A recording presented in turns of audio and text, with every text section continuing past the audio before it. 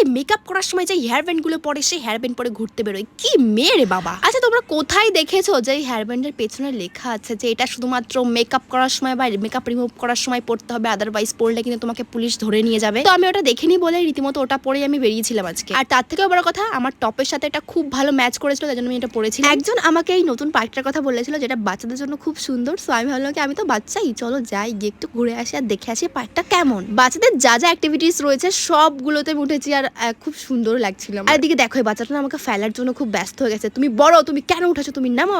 তো ওর কথা বলতে আমি নেমেও গেছি। তারপর একটা সাইকেলে উঠলাম যেটা আমি চালাতে পারছিলাম না, কারণ ওই সাইকেলের তুলনায় আমার পাটা একটু বেশি বড় ছিল। আমার সব থেকে ভালো লেগেছে এটা, যেটাতে আমি জোর করে পিন্টুকে বসিয়ে দিয়েছি। আর এটা দারুণ ছিল গাইস। না অনেক হলো, তারপর চলো বাড়ি ফিরি। বাড়ি যাওয়ার পথে আমরা একটা রেস্টুরেন্টে চা খেলাম, চিলি চিকেন নিলাম আর নিলাম তান্দুরি রুটি, যেটা মোটামুটি খেতে ছিল। তারপর চলো ফরওয়ার্ড খেয়ে নি আর বাড়ি ফিরি।